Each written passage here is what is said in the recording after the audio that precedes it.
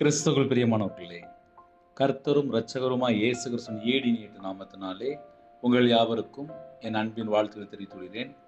தேவன் அருளிய அப்பம் பிரேயர் மினிஸ்ட்ரி சேனல் மூலியமாக உங்களோடு சந்திப்பதில் மிகுந்த மகிழ்ச்சி அடைகிறேன். தினம்தோறும் இரவு நேரத்திலே பரிசுத்த வேதத்திலிருந்து நாம் ஒரு பகுதியை தியானித்து நம்முடைய குடும்ப பாதுகாப்பிற்காக நாம் ஜெபித்து வருகிறோம். இரவு நேரத்திலே தூங்கும் முன்பாக தினம்தோறும் கேளுங்கள். கர்த்தருடைய ஆவியானவர் உங்களோடு பேசுவார். ஹல்லேலூயா.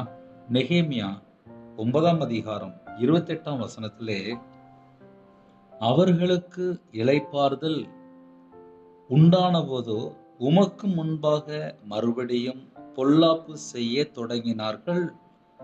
ஆகையால் அவர்கள் சத்துருக்கள் அவர்களை ஆளும்படிக்கு அவர்கள் கையிலே ஒப்புவித்தீர்.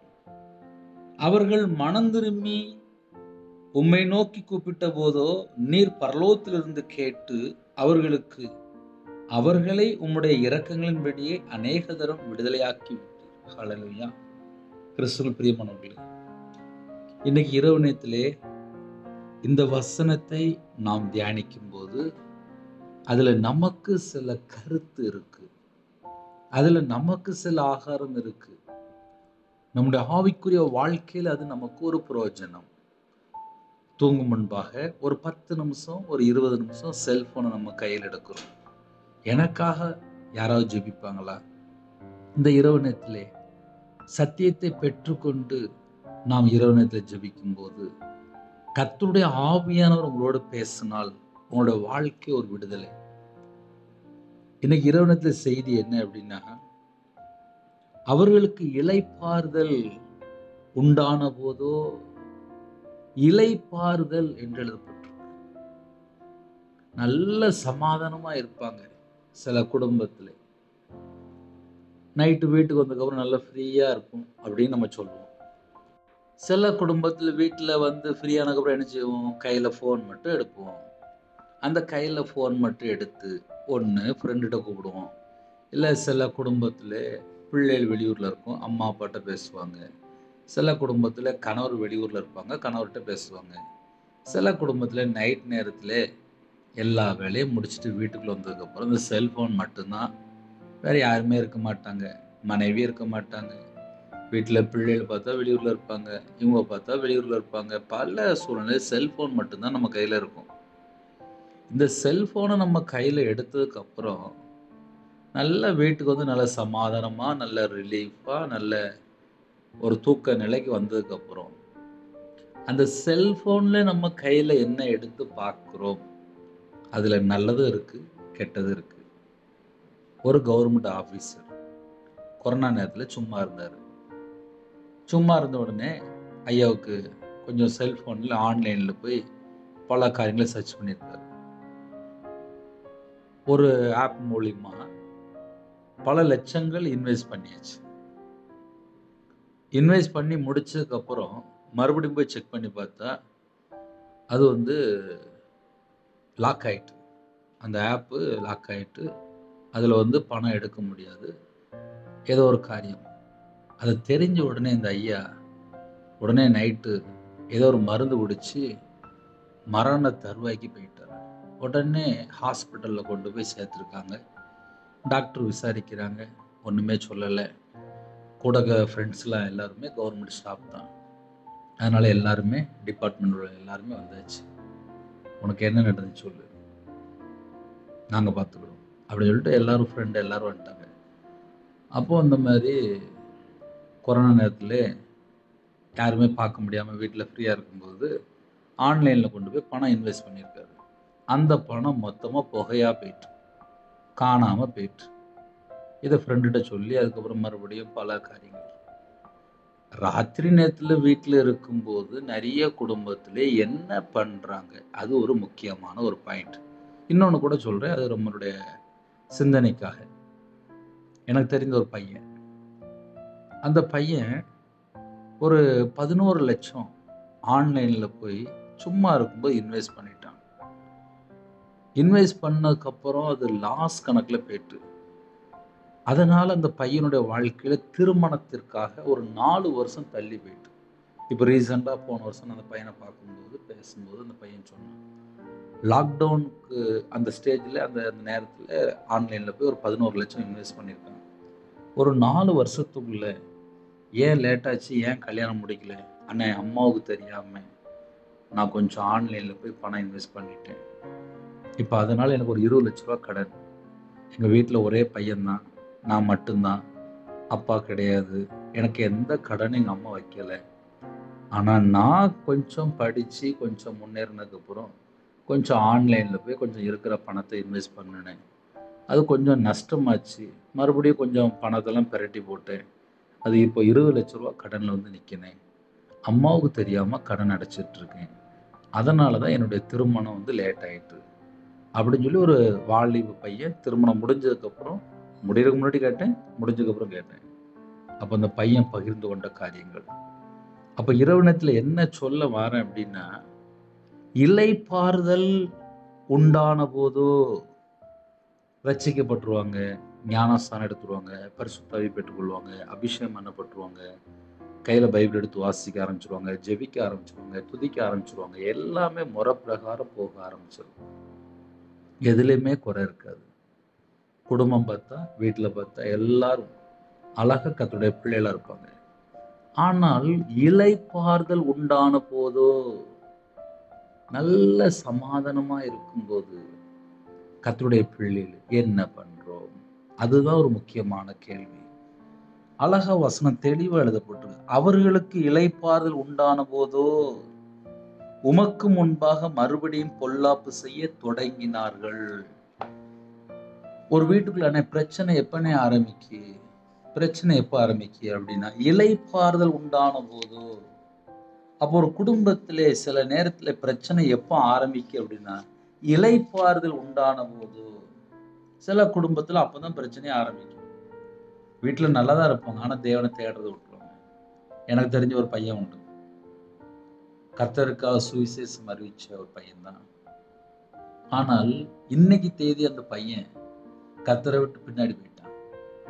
அப்ப என்னன்னு சொல்லி பார்க்கும்போது, ஆலயத்துல இருக்கும்போது மேய்ப்பனோட சத்தத்துக்கு செவி கொடுத்துருக்காங்க. ஆனால் இன்னைக்கு தேதியில பார்த்தா மறுபடியும் பழைய வாழ்க்கை, அந்த பழைய சுபாவங்கள், அந்த பழைய வாழ்க்கை, பழைய சுபாவங்கள், பழைய காரியங்கள் ஒரு மனுஷனுடைய வாழ்க்கையிலே தொடரும் போது, ஒரு மனுஷனுடைய வாழ்க்கையிலே பழைய சுபாவங்கள் தொடரும் போது பிரச்சனைகள் ஆரம்பிக்கும். ஒருவேளை இந்த இரவு நேரத்திலே பிரதர், எங்க குடும்பம் ஆசீர்வாதமா இருக்கும், எல்லா குடும்பத்தையும் தேவன் ஆசீர்வதிப்பார். நம்ம குடும்பம் ஆசீர்வாதமா இருக்கணும் அப்படின்னா அதுக்கு என்னுடைய சில காரியங்கள் உண்டு. நான் எப்பமெல்லாம் கர்த்தரை விட்டு தள்ளி போறனோ அப்பமெல்லாம் தேவன் கோபப்படுவார். இளைப்பாறுதல் அப்படின்னா ஓய்வு. இப்ப நைட் நேரத்துல நிறைய குடும்பத்துல ஓய்வு எடுத்துட்டு இருப்பீங்க, ரெஸ்ட் எடுத்துட்டு இருப்பீங்க. இந்த ரெஸ்ட் எடுக்கிற நேரத்துல நம்ம ரோமர் 1:21 அழகா போட்டிருக்கு. அவர்கள் தேவனை அறிந்தும் தேவன் என்று மகிமைப்படுத்தாமல் சும்மா இருக்கிற நேரத்துல செல்போன்ல ஒரு 5 மணி நேரம் 4 மணி நேரம் தேவையில்லாத வீடியோ பார்த்தாலும் கண்ட ஆவி போராடத்தை செய்யும். ஆவிக்குரிய வாழ்க்கையில எங்க பிரச்சனை ஆரம்பிச்சு நானும் பைபிளை தேடி வாசித்து பார்த்துட்டேன்.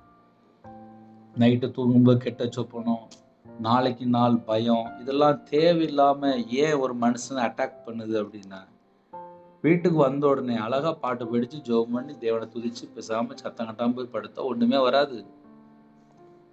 அவர்களுக்கு இளைப்பாறுதல் உண்டான போதோ உமக்கு முன்பாக மறுபடியும் பொல்லாப்பு செய்ய தொடங்கினார்கள். இப்ப இந்த வசனத்தை நம்ம எல்லாரும் நிப்பாட்டி கொஞ்சம் ஆழமா போய் பார்க்கணும். ஏன்னா நிறைய குடும்பத்துல இதுதான் பிரச்சனை. எப்படி யோசிக்கிறாங்க அப்படின்னா, அண்ணே நான் 10 வருஷமா நான் சர்ச்சுக்கு போறேன்னே, எனக்கு என்ன நடக்குன்னு எனக்கு தெரியலண்ணே அப்படிங்கிறாங்க. அவர்களுக்கு இளைப்பாறுதல் உண்டான போதோ, நல்ல இளைப்பாறுதல், நல்ல வீட்டுக்கு வந்தாச்சு, நல்ல ஓய்வு எடுக்கிற டைம் தான். ஓய்வு எடுக்கிற டயத்துல நான் இயேசு கிறிஸ்து நான் இன்னைக்கு ஃபுல்லா தேடுனேன்னா, இன்னைக்கு என் பேசுற ஒவ்வொரு வார்த்தையிலுமே தேவனோட நாம மகிமைப்பட்டுச்சா, இன்னைக்கு நான் கர்த்தரை விட்டு தள்ளி போனேனா, இன்னைக்கு என் இதயத்துக்குள்ள இயேசு கிறிஸ்து இருந்தாரா, இன்னைக்கு நான் கர்த்தருக்கு பிரியமானபடி நான் வாழ்ந்தேனா, இப்ப நான் நைட்டு படுத்து தூங்க போறானே, எனக்குள்ள இயேசு கிறிஸ்து இருக்கிறாரா? நான் இன்னைக்கு ராத்திரி செத்தா பரலோகத்துக்கு போயிருவேனா? இன்னைக்கு ராத்திரி கர்த்தருடைய வருகை இருந்தா நான் போயிருவேனா? அத மட்டும் நம்ம வேற ஒண்ணுமே யோசிக்க போறதில்லை. நைட் நேரத்துல செய்தி என்ன அப்படின்னா, அவர்களுக்கு இளைப்பாறுதல் உண்டான போதோ. இப்ப நிறைய குடும்பத்துல இளைப்பாறுதல், வீட்டுக்கு வந்தாச்சு, தோசை சாப்பிட்டாச்சு, சப்பாத்தி சாப்பிட்டாச்சு, எல்லாம் சாப்பிட்டாச்சு, சரி ஓய்வு எடுக்க வந்தாச்சு, பிள்ளைகள் படுத்துட்டு, சரி கணவர் படுத்தாச்சு, சரி எல்லாம் சரிதான். ஆனா செல்போன்ல நம்ம தேவையில்லாமல் பார்க்கக்கூடிய காரியங்கள், அது நம்மளை எங்க கொண்டு போய் சேர்க்கும்? ஏன்னா இந்த செல்போன் வந்ததுக்கு அப்புறம் நிறைய குடும்பத்துல மனைவிட்ட பேசுறதை குறைச்சிட்டாங்க, புருஷன்கிட்ட பேசுறதை குறைச்சிட்டாங்க, பிள்ளைகள்கிட்ட பேசுறதை குறைச்சிட்டாங்க, பிள்ளைகள் அம்மா அப்பாட்ட பேசுறதை குறைச்சிட்டாங்க. இதுக்கெல்லாம் காரணம் என்ன? இளைப்பாறுதல் உண்டான போதோ. அப்ப நிறைய குடும்பத்திலே ஓய்வு எடுக்கிற நேரத்திலே ஆன்லைன்ல போய் கேம் விளையாண்டுட்டு இருப்பாங்க, பணம் கட்டி கேம் விளையாடுவாங்க. நைட் நேரத்தில் இப்ப சில ஆப்லாம் இருக்கு, அதுல போய் பல மணி நேரம் செலவு பண்றாங்க. அப்புறம் ஐயோ அப்படின்னு சொல்லிட்டு புலம்பிட்டு இருப்பாங்க. அழகா வசனம் தெளிவா எழுதப்பட்டிருக்கு. அவர்களுக்கு இளைப்பாறுதல் உண்டான போதோ, உமக்கு முன்பாக, உமக்குன்னா யாருக்கு முன்பாக? தேவனுக்கு முன்பாக மறுபடியும் பழைய சுபாவங்கள், அந்த ஜென்ம சுபாவங்கள், பழைய வார்த்தைகள், அந்த பழைய அந்தகார கிரியைகளுக்கு மறுபடியும் இடம் கொடுக்கிறது, ஜீவனை கொடுக்கிறது. என சில குடும்பத்திலே செத்து போன காரியம் சொல்லி தெரியும், செத்து போன கிரியா இருக்கும், அதுக்கு மறுபடியும் கொஞ்சோண்டு, அது லைட்டா கொஞ்சோண்டு இடம் கொடுக்கிறது. ஒரு 5 வருஷம் முன்னாடி, ஒரு 10 வருஷம் முன்னாடி ஒரு காரியம் இருக்கும், அது இன்னைக்கு ராத்திரி உட்கார்ந்து யோசனை என்ன செய்ய? அவர்களுக்கு இளைப்பாறுதல் உண்டான போதோ, உமக்கு முன்பாக மறுபடியும் பழைய சுபாவத்துக்குள்ள உள்ள போறாங்க. அப்ப நைட் நேரத்துல ஓய்வு எடுக்கிற நேரத்திலே, எனக்கு இன்னைக்கு ஜீவனை தந்தீங்கப்பா, நான் வெளியே போயிட்டு இருந்தேன், நீ பத்திரமா பாதுகாத்து கொண்டீங்கப்பா, என் பிள்ளைகளை பாதுகாத்தீங்கப்பா, என் கணவரை பாதுகாத்தீங்கப்பா, என் குடும்பத்தை பாதுகாத்தீங்கப்பா, எங்க அம்மா அப்பாவை பாதுகாத்தீங்கப்பா, இன்னைக்கு எங்களுக்கு சுகம், பலன், ஆரோக்கியம் தந்தீங்கப்பா, தீமை, மோசம், நாச மோசங்களுக்கு எங்களை விலக்கி பாதுகாத்தீங்கப்பா, நன்றிப்பா அப்பா, நன்றிப்பா அப்படின்னு சொல்லி நம்ம இளைப்பாறக்கூடிய அந்த நேரத்திலே, நம்ம தேவனுடைய சமூகத்திலே, உங்க வீட்டுல எந்த இடம் இருக்கோ அந்த இடத்துல கொஞ்ச நேரம் அப்படியே அமைதியா உட்கார்ந்து கையில பைபிள் எடுத்து வாசித்துட்டு, அப்பா ஸ்தோத்திரம்பா, ஸ்தோத்திரம்பா, என் குடும்பத்தை நீங்க தான்ப்பா வழி நடத்துறீங்க, நான் ஒண்ணுமே இல்லப்பா, கொரோனாக்கு அப்புறம் நாங்க உயிரோடக்கோம், எல்லாமே உங்க கிருபைதான்ப்பா, எல்லாமே உங்க கிருபைதான்ப்பா,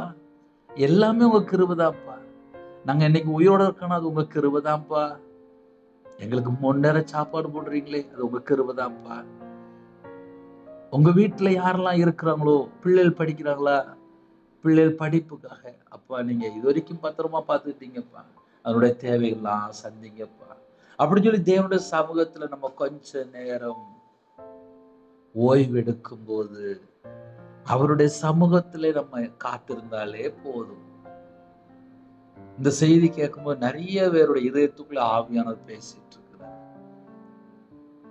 அதுக்கு தடையா இருக்குது என்ன பிரதர் அப்படின்னா, செல்போன் தான். செல்போனை இப்ப நைட்டு செய்தி அனுப்புறோம், ஒருவேளை செய்தி கேட்டீங்கன்னா பிரச்சனை இல்லை, நியூஸ் கேட்கறேன் அப்படின்னு சொல்லிட்டு 2 மணி நேரம் 3 மணி நேரம் கேட்டுருவாங்க, அப்படியே படுத்து தூங்கிடுவாங்க. கேம் பார்ப்பாங்க, ஸ்போர்ட்ஸ் பார்ப்பாங்க, அப்புறம் ஆன்லைன்ல போய் படம் பார்ப்பாங்க, அப்புறம் வேற வெளிநாட்டில் உள்ள ஏதாவது ஒரு காரியத்தை பார்ப்பாங்க. ஆக மொத்தம் நேரம் போயிடும்.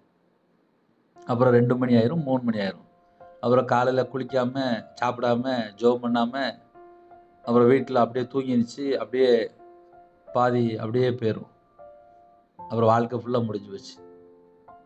இயேசு என் கூட இருக்கணும் அப்படின்னா, என் இருதயம் அவருக்காக மட்டும் இருக்கணும். என் இதயத்துக்குள்ளே நாம் ஆராதிக்கிற தேவன் நம்ம இதயத்துக்குள்ள இருக்காரா? என் இதயத்துக்குள்ள இயேசு கிறிஸ்து இருக்கும் போதுதான் எனக்கு இளைப்பாறுதல். என் இதயத்துக்குள்ள இயேசு கிறிஸ்து இருக்கும் போதுதான் எனக்கு ஒரு சமாதானம். அவர்களுக்கு இளைப்பாறுதல் உண்டான போதோ உமக்கு முன்பாக மறுபடியும் மறுபடியும் மறுபடியும். அப்போ ஒரு வீட்டுக்குள்ளே அண்ணே உபத்திரம் ஏனே வருது, பாடு ஏனே வருது, பிரச்சனை ஏனே வருது, பிசாசு ஏனே வரான், அந்த பொல்லாதாவி ஏனே வரான், விபச்சாராவி ஏனே வரான், எங்க வீட்டுல ஏன் இவ்வளவு பிரச்சனை இருக்கு, ஏன் இவ்வளவு குழப்பம் இருக்கு, இவ்வளவு காரியம் என்ன, நாங்க எங்க தப்பு பண்றோம், நாங்க என்ன செஞ்சிட்டு இருக்கோம்? வசனம் தெளிவா எழுதப்பட்டிருக்கு. அவர்களுக்கு இளைப்பாறுதல் உண்டான போதோ உமக்கு முன்பாக மறுபடியும் மறுபடியும். அந்த வேர்டு ரொம்ப முக்கியம், மறுபடியும். இன்னைக்கு நிறைய குடும்பத்துல மறுபடியும் மறுபடியும் மறுபடியும் விழுந்து விழுந்து விழுந்து விழுந்து எந்திரிக்கிறது. அப்புறம் ஏம்மா ஐயா ஏம்மா ஐயாங்கிறது. அப்படின்னா என்ன அர்த்தம் அப்படின்னா முடியல முடியல முடியல. இதுதான் பிரச்சனை. நான் சொல்றது உண்மையா? யோசித்து பாருங்க. பிரதர் உங்க செய்தி நாங்க டெய்லி கேட்கிறோம் பிரதர். சரி, மனமாற்றம் இருக்கா? கொஞ்சமாவது ஆவியில வளர்றோமா? பிரச்சனை எல்லாம் மாறி இருக்கா? நல்லா இருக்கிறீங்களா? குடும்பம் சமாதானமா இருக்கா? வீட்டுக்குள்ள பிசாசுக்கு இடம் கொடுக்காம இருக்கிறீங்களா? அப்பந்தான் நம்ம தப்பிச்சுக்கிட்டோம். நான் செய்தியும் கேட்பேன், ஜெபமும் பண்ணுவேன், இஷ்டம் போல வாழ்வேன் அப்படின்னா பிசாசுக்கு இடம் கொடுத்துதான் அர்த்தம். வசனம் தெளிவா எழுதப்பட்டிருக்கு. உமக்கு முன்பாக மறுபடியும் பொல்லாப்பு செய்ய தொடங்கினார்கள். போதும், இன்னைக்குள்ள மெசேஜ் அவ்வளவு கண்டென்ட் இருக்கு. உமக்கு முன்பாக மறுபடியும் பொல்லாப்பு செய்ய தொடங்கினார்கள். தொடங்கினார்கள், பொல்லாப்பு செய்ய மறுபடியும் தொடங்கினார்கள்.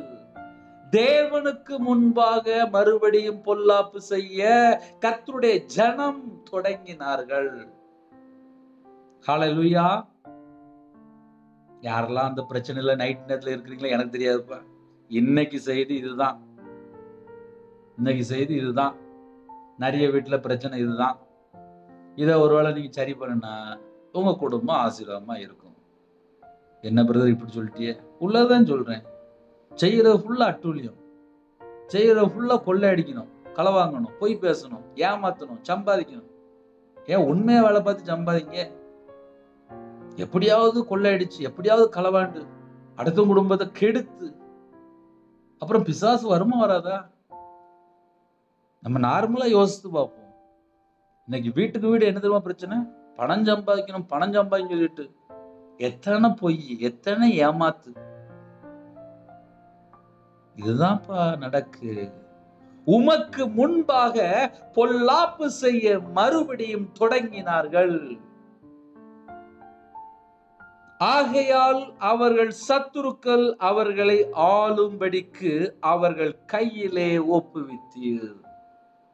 ஹலோ, பிசாசு ஏன் வீட்டுக்குள்ள வரா தெரியுதா? ஹலோ, இப்ப கண்டுபிடிக்கிறீங்களா? உங்க வீட்டுக்குள்ள பிசாசு ஏன் வரான்? உமக்கு முன்பாக, தேவனுக்கு முன்பாக மறுபடியும் பொல்லாப்பு செய்ய தொடங்கினார்கள். பொல்லாப்பு செய்ய தொடங்கும் போது தேவனுடைய தண்டனை வெளிப்படுகிறது. தேவனுடைய தண்டனை வெளிப்படுகிறது. ஆகையால், ஆகையால் அப்படின்னா ஜனங்கள் என்ன செஞ்சாங்களோ அதனால, ஆகையால் அவர்கள் சத்துருக்கள் அவர்களை ஆளும்படிக்கு. ஐயா, என்னைய ஆளுகை செய்யணும் அப்படின்னா இயேசு கிறிஸ்து மட்டும்தான் என்னை ஆளுகை செய்யணும். சத்துரு ஆளுகை செஞ்சா வீட்டுல அவளையும் தூக்கிட்டு போயிருந்தான். நான் நல்லா பார்த்துட்டேன். என் இதயத்துக்குள்ள இயேசு கிறிஸ்து இருந்து என்னை பரிசுத்தாவி என்னை ஆளுகை செய்தால் என் இதயத்துக்குள்ள சமாதானம், படுத்தா தூக்கம், எனக்கு இருக்கிறது போதும், அப்பா நீங்க போதும், உங்க வார்த்தை எனக்கு கொடுத்தது எனக்கு போதும் அப்படின்னு சொல்லி இருக்கிற பேசாம சாப்பிட்டுட்டு ஒழுங்கா வாழ்ந்துட்டு இருந்தா தப்பிச்சுக்கிட்டேன். மறுபடியும் பொல்லாப்பு செய்ய தொடங்கினார்கள். அப்படி தொடங்கும் போது, ஆகையால் அவர்கள் சத்துருக்கள் அவர்களை ஆளும்படிக்கு. இப்ப பிசாசு ஏன் ஒரு வீட்டுக்குள்ள என்ட்ராராம்? பொல்லாப்பு செய்ய தொடங்கினார்கள். அதனால சத்துரு வந்து ஆளுகை செய்யறான். அப்போ ஒரு வீட்டுக்குள்ள சத்துரு ஏன் உள்ள என்ட்ராய் வாரான் அப்படின்னா, இவங்க பிசாசுக்கு இடம் கொடுத்தாங்க, பொல்லாப்பு செய்ய கிளம்பி போயிட்டாங்க. அதனால அந்த வீட்டுக்குள்ள பிசாசு உள்ள ஆளுகை செய்ய வாரான். பிரதர், இது வந்து எத்தனை வீட்டுக்குள்ள இப்படி நடக்கும் அப்படின்னா, கர்த்தருடைய பிள்ளைகளு எப்பமெல்லாம் இளைப்பாறுதல் உண்டான போதோ தேவனுக்கு முன்பாக மறுபடியும் பொல்லாப்பு செய்ய தொடங்கினார்கள். கர்த்தருடைய பிள்ளைகள் நன்மை செய்ய, நற்கிரியை செய்ய தான் புதிய ஏற்பாட்டுல நமக்கு அழகா எழுதப்பட்டிருக்கு. நன்மை செஞ்சா, நற்கிரியை செஞ்சா தேவ நாம மகிமைப்படும், பிதா மகிமைப்படுவார். துர்க்கிரியை செஞ்சா, தீமை செஞ்சா, பொல்லாப்பு செஞ்சா பிசாசின் மகன். இப்ப பிரச்சனை எங்க ஆரம்பிக்கும் அப்படின்னா, ஞாயிற்றுக்கிழமை சர்ச்சுக்கு போறோம், கையில பைபிள் எடுத்து வாசிக்கிறோம், ஜெபம் பண்றோம். சில குடும்பத்துல அந்நிய பாஷையும் பேசியிருந்தாங்க, தீர்க்க தரிசனம் பாக்குறாங்க, சொப்பனம் பாக்குறாங்க. எல்லாம் சரிதான்ப்பா. நான் நன்மை செஞ்சா இயேசு என் கூட, தீமை செஞ்சா அங்க என்ன போட்டிருக்கு?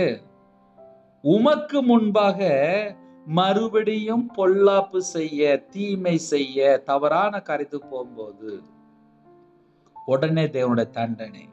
ஆகையால் அவர்கள் சத்துருக்கள் அவர்களை ஆளும்படிக்கு. பிசாசுடைய கையில கொடுத்துருவாரு. எப்ப அவன் பொல்லாப்பு செய்ய போயிட்டான், அவன் மறுபடியும் பாவத்துக்குள்ள போயிட்டான், உன் கண்ட்ரோலுக்குள்ள வந்துட்டான். ஏன்னா இப்ப நிறைய பேர் வீட்டுக்குள்ள பிசாசு உள்ள என்டர் ஆயிட்டான். ஏன் என்ட்ரானா தெரிய மாட்டேங்குது. இன்னைக்குள்ள செய்தி நிறைய குடும்பத்துக்குள்ள ஆவியான பேசிட்டு. ஆகையால் அவர்கள் சத்துருக்கள் அவர்களை ஆளும்படிக்கு அவர்கள் கையிலே, பிசாசுடைய கையிலே ஒப்புவித்தார் தண்டனை. ஐயோ, என் வீட்டுக்குள்ள இப்படி ஒரு பிரச்சனை வந்துட்டா அப்படின்னு சொல்லி அவர்கள் மனம் திரும்பி. இப்ப கர்த்தருடைய பிள்ளைகள் என்ன செய்யணும்? அவர்கள் மனம் திரும்பி. இந்த கடைசி காலத்துல இந்த கள்ள உபதேசம் வேற இருக்கு. மனம் திரும்புற செய்தினாலே அவங்களுக்கு பிடிக்காது. கள்ள ஓநாய்கள், அந்தி கிறிஸ்து வேலை பார்க்கறாங்க, சபிக்கப்பட்ட ஆவிகள், துர்மரணம் தான் இருக்கும். கர்த்தருடைய பிள்ளைகள் தேவன் பக்கம் மனம் திரும்பி, தேவன் பக்கம் மனம் திரும்பி உம்மை நோக்கி கூப்பிட்ட போதோ, இயேசுவே என் பாவத்தை மன்னிங்க, நான் பொல்லாப்பு செஞ்சுட்டேன் என்னை மன்னிங்க, நான் பொல்லாப்பு செஞ்சுட்டேன் என்னை மன்னிங்க, எனக்கு நீங்க இளைப்பாறுதல் தந்தீங்க, ஆனா நான் உங்களை விட்டு தள்ளி போயிட்டேன், என்னை மன்னிச்சிருங்க அப்படின்னு சொல்லி மனம் திரும்பின போதோ, கர்த்தரை நோக்கி கூப்பிட்ட போதோ, உம்மை நோக்கி கூப்பிட்ட போதோ நீர் பரலோகத்திலிருந்து கேட்டு அவர்களை உம்முடைய இரக்கங்களின்படியே அநேக தரம் விடுதலையாக்கி விட்டீர். அப்படின்னா என்ன பிரதர் அர்த்தம் அப்படின்னா, ஒரு நேரம் ரெண்டு நேரம் இந்த சேட்டை பண்ணல, அநேக தரம் அப்படின்னு சொல்லி போட்டு. அப்ப தேவனை நோக்கி ஒரு மனுஷன் மனம் திரும்பி கூப்பிட்டால், தேவன் இரக்கத்தில் ஐஸ்வர்யம் உள்ள தேவன், இரக்கத்தின் தேவன். என் பிள்ளை மனம் திரும்புறா, மனம் திரும்பிட்டான் அப்படின்னு சொன்ன உடனே அநேக தரம் என்று எழுதப்பட்டிருக்கு. அப்ப பல முறை கர்த்தருடைய ஜனம் விழுந்து விழுந்து எந்திரிக்கிறாங்க. அநேக தரம் விடுதலையாக்கி விட்டீர் என்று எழுதப்பட்டிருக்கு. நைட் நேரத்துல சின்ன ஜெபம் பண்ணி முடிக்க போறேன். இன்னைக்கு செய்தி இதுதான். ஒருவேளை இந்த செய்தி உங்களுடைய வாழ்க்கையில் ஏதாவது காரியம் இருந்துச்சு அப்படின்னா நீங்க தேவனோட ஒப்புரவாங்க. கண்களை மூடி நாம் ஜெபம் செய்வோம். எங்களை அதிகமாக நேசிக்கிற அன்புள்ள அந்த பரிசுத்தமுள்ள நல்ல பிதாவே, உம்மை நன்றியோடு துதிக்கிறோம், சொல்கிறோம்ப்பா. உங்க பாதபடியில் அர்ப்பணிக்கிறோம்ப்பா. எங்களோட நீங்க பேசிட்டீங்க, கர்த்தர் ஸ்தோத்திரம். இரவு நேரத்தில் ஜெபிக்கிற எல்லா குடும்பமும் கர்த்தர் கரம் தொட்டு ஆசீர்வதிக்கணும். என் நாமத்தை நிமித்தம் எதை கேட்டாலும் சொன்னீங்க, இயேசு கிறிஸ்து நாமத்தினால கேட்கிறோம்ப்பா. ஒவ்வொரு பிள்ளைகளும் கவனிச்சு கேட்டாங்க. அவங்களோட வாழ்க்கையிலே கர்த்தரை விட்டு எங்க தள்ளி போய் எந்த பாவத்தில் இருக்கிறோம், யாரெல்லாம் அர்ப்பணிக்கிறாங்களோ அந்த பிள்ளைகளை கர்த்தர் சந்திக்கணும். மனம் திரும்பி தாழ்த்துற பிள்ளைகள் இரக்கத்தை கட்டளையிடுங்க. அநேக தரம் விடுதலையாக்கி விட்டீர் என்று எழுதப்பட்டிருக்கு. இந்த நாளிலும் இந்த வசனம் உங்க பிள்ளையோட வாழ்க்கையில யாரெல்லாம் உம்மை நோக்கி கூப்பிடுறாங்களோ, மனம் திரும்பி கூப்பிடுறாங்களோ, அவங்களோட வாழ்க்கையில இரக்கத்தை கட்டளையிடுங்க. அநேக தரம் விடுதலையாக்கி விட்டுன்னு சொல்லி போட்டிருக்கு. இந்த தடவையும் கூட மன்னித்து விடுதலையாக்குங்க. உம்முடைய பாதத்தில் அர்ப்பணிக்கிறோம். இந்த நாள் முழுவதும் பாதுகாத்த கிருபைக்கா ஸ்தோத்திரம். தேவனர்களே மினிஸ்டர்களுக்கா ஸ்தோத்திரம். அப்பிரயோஜனமான ஊழியக்காரன் இணைந்திருக்கிற எல்லா தேச ஜனங்களையும் உம்முடைய பாதத்தில் அர்ப்பணிக்கிறோம். பிதா, குமாரன், பரிசுத்த நாமத்தினால முத்திரை போடுங்க. உம்முடைய ரத்தத்தினாலே வேலையடைங்க. குறைகள் குற்றங்களை மன்னித்து மறுபடியுமாக அப்போ அந்த இரவு நேரத்தில் உங்கள் பிள்ளைகளுக்கு சமாதானத்தை கட்டிடுங்க, ஆசீர்வாதத்தை கட்டுங்க, விடுதலை கட்டிடுங்க, சுகம் தாங்க, பலன் தாங்க, ஆரோக்கியம் தாங்க. படுத்த படுக்கையில பலவீனத்தோடு யாரெல்லாம் இருக்கிறாங்களோ உங்களுடைய தலைமுறை கரத்தினால தொட்டு சுகமாக்கித்தாங்க. இரவு நேரத்தை இன்பமான தூக்கம் தாங்க. வரக்கூடிய காரியத்தை வெளிப்படுத்துங்க. எங்களோட ஆவி உங்களுடைய கரத்தில் அர்ப்பணிக்கிறோம். எங்க வீட்டுக்குள்ளே இயேசு கிறிஸ்து ராஜா இறங்கி வரணும். எங்க இதயத்துக்குள்ளே பிதா, குமாரன், பரிசுத்த ஆவியானவர் மட்டும்தான் இருக்கணும். தேவையில்லாத எண்ணங்களோ தேவையில்லாத காரியங்களோ எதுவும் எங்களுக்கு வேண்டாம்ப்பா. இணைந்திருக்கிற குடும்பம் தேவ ஆவினால் நிரப்புங்க. உங்களுடைய அன்பினாலே ஊற்றுங்கப்பா. ஒவ்வொரு குடும்பத்துக்கும் கல்வாரி அன்பினால் ஊற்றுங்க. எல்லா குடும்பமும் கல்வாரி அன்பினாலே அப்பா நிரப்பப்படட்டும். பரிசுத்தாவினால் நிரப்புங்க. கடைசி காலத்துல கர்த்தருடைய வருகையில நாங்கள் காணப்படணும்.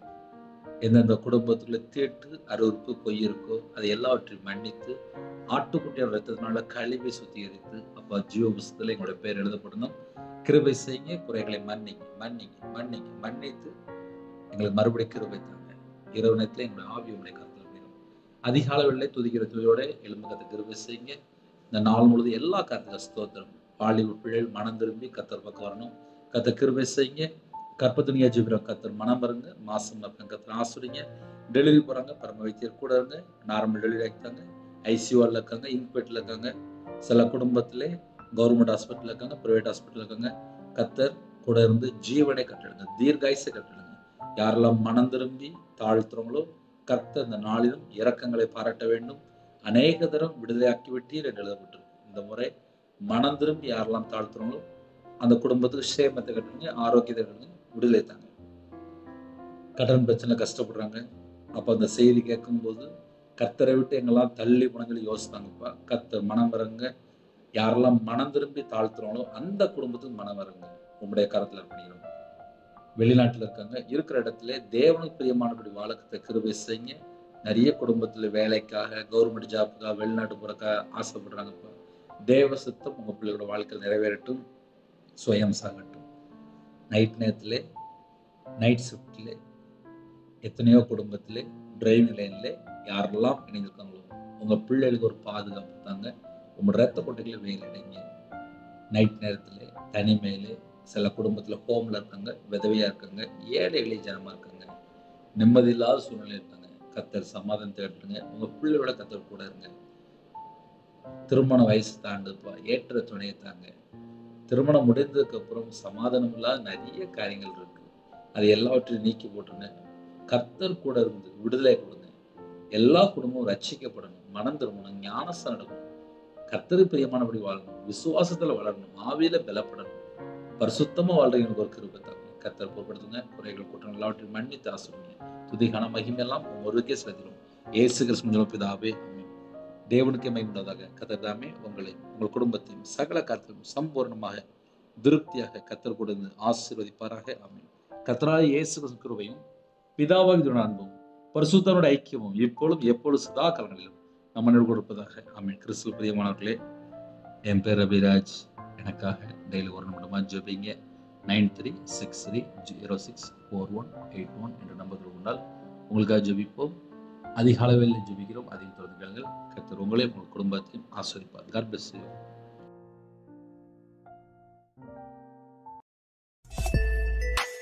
Thanks for watching. Please subscribe our channel. Click the like and share. Click the bell. God bless you.